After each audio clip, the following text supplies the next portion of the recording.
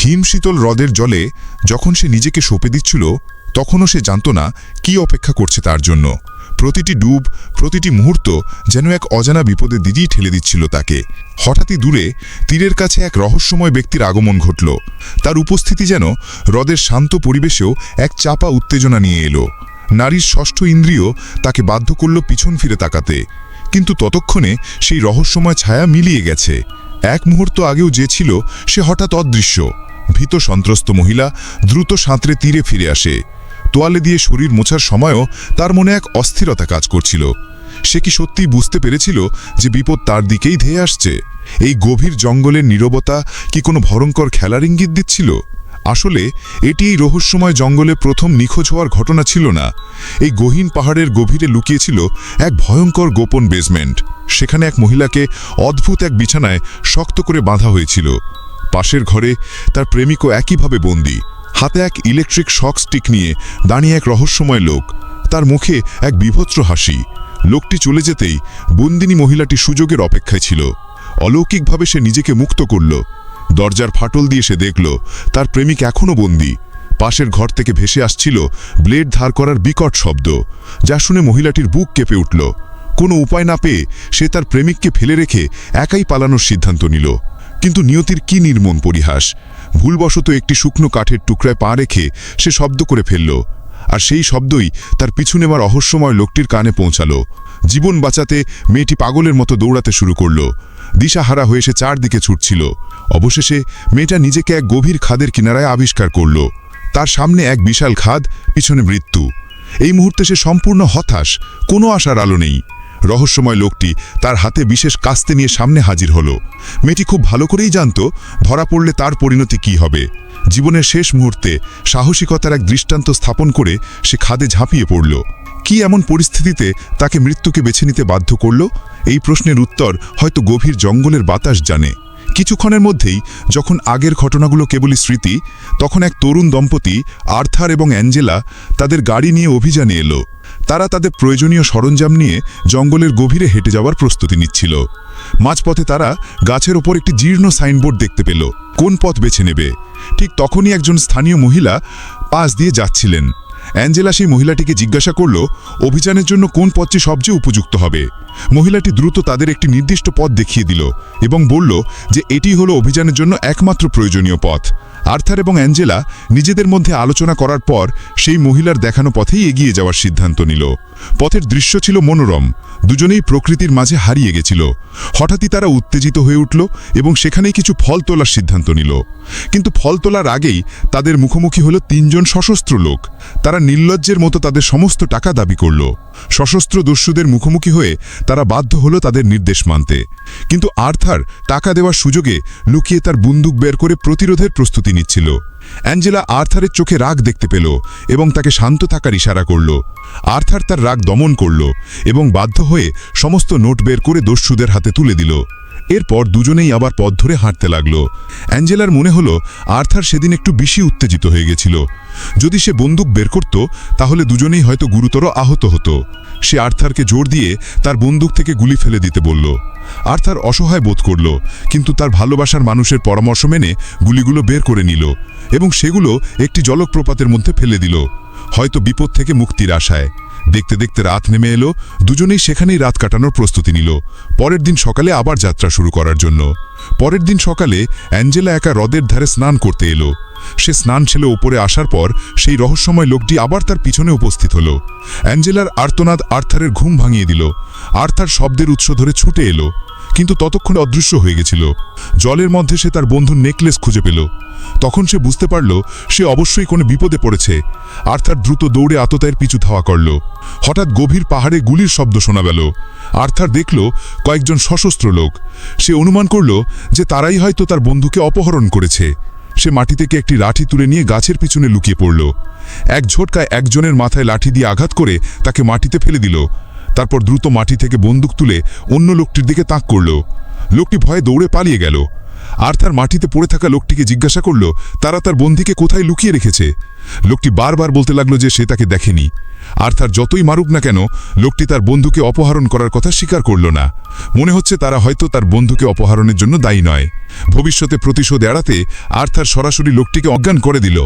সে যখন শিবিরে ফিরে এলো তখন দেখল তাদের সমস্ত জিনিসপত্র গায়েব। আর্থার আবার জঙ্গলে তার বন্ধুকে খুঁজতে ছুটে গেল। হঠাৎ তার মুখে এক ফোঁটা রক্ত পড়ল। আসলে গাছের ডালে একটি হরিণ ঝুলছিল, সম্ভবত ফাঁদে পড়েছিল। আর্থার খুব বিস্মিত হল, কিন্তু সে তার পায়ের নিচের ফাঁদটি লক্ষ্য করেনি। তীব্র ব্যথায় সে দ্রুত অজ্ঞান হয়ে গেল। যখন সে ঘুম থেকে উঠল তখন নিজেকে একটি ছোট কাঠের কুটিরে শুয়ে থাকতে দেখল। আসলে সেই রহস্যময়ী মহিলাটি তাকে বাঁচিয়েছিল।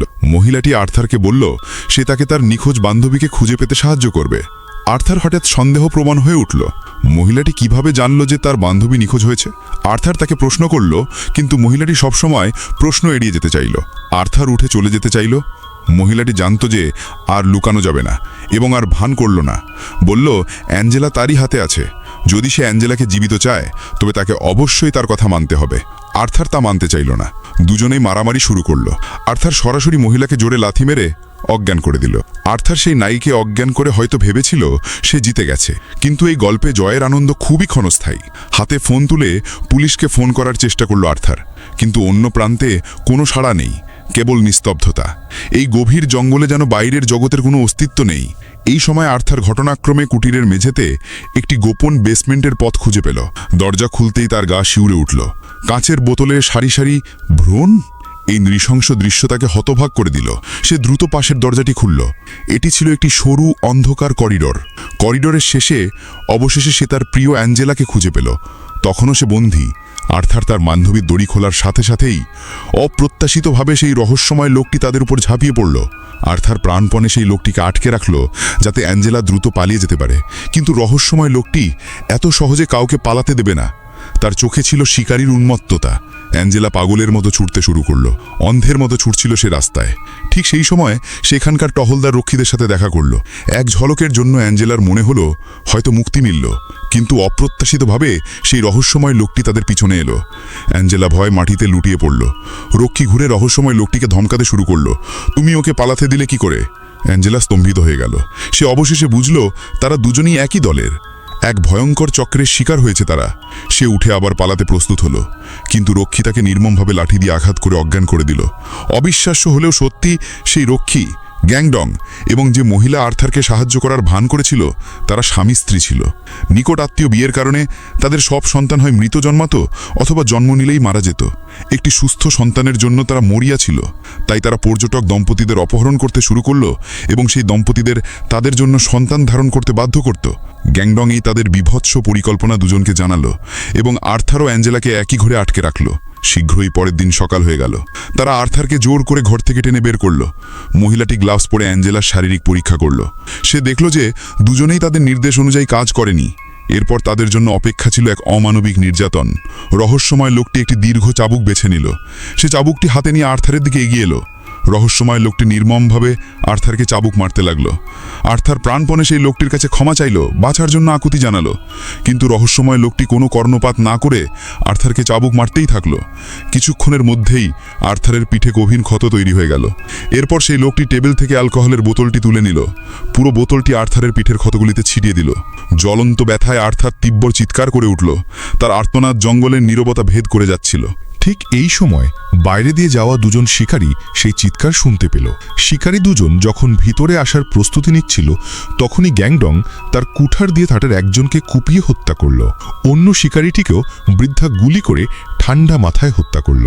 তারপর স্বামী স্ত্রী দুজনেই দ্রুত তাদের লাশ মাটি চাপা দিল যেন কিছুই ঘটেনি।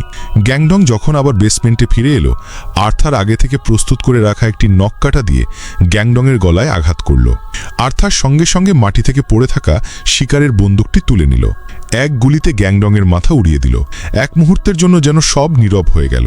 মহিলাটি গুলির শব্দ শুনে ছুটে এসে দেখল তার স্বামী মৃত। তার চোখ প্রতিশোধের আগুনে জ্বলছিল। আর্থার ততক্ষণে দরজার পিছনে লুকিয়েছিল। সে একটি কোদাল তুলে মহিলার দিকে আঘাত হানল। অপ্রত্যাশিতভাবে মহিলাটি তাকে দেখে ফেলল। মহিলাটি মাটি থেকে সেই নখ কাটা তুলে নিয়ে আর্থারের উড়ুতে জোরে আঘাত করল।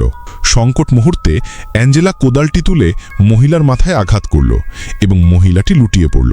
আর্থারের পায়ে গুরুতর আঘাত লাগার কারণে অ্যাঞ্জেলা প্রথমে সাহায্য চাইতে গেল, কিন্তু ফোন ধরার সাথে সাথে সেই রহস্যময় লোকটি আবার তাদের সামনে উপস্থিত হলো। রহস্যময় লোকটি অ্যাঞ্জেলার গলা শক্ত করে চেপে ধরল। শ্বাসরোধ হওয়ার উপক্রম হতেই অ্যাঞ্জেলা পাশে একটি পুরনো ক্রুশ দেখতে পেল। সে ক্রুশটি শক্ত করে ধরে রহস্যময় লোকটির মুখে সজোরে ঠুকিয়ে দিল। অ্যাঞ্জেলা দ্রুত বাইরে ছুটে গিয়ে পাশের অ্যালকোহল দেখল, একটি লাইটার তুলে নিল, দ্রুত হাতে সেটি দিয়ে একটি পেট্রোল বোমা তৈরি করল। সরাসরি রহস্যময় লোকটির গায়ে ছুঁড়ে মারল। দাউ দাউ করে জ্বলে উঠল আগুন। অবশেষে দীর্ঘ লড়াই আর অমানবিকতার পর দুজনেই বিপদ থেকে মুক্ত হলো। 1 বছর পর আর্থার এবং অ্যাঞ্জেলার কোল আলো করে একটি ফুটফুটে বাচ্চা এলো।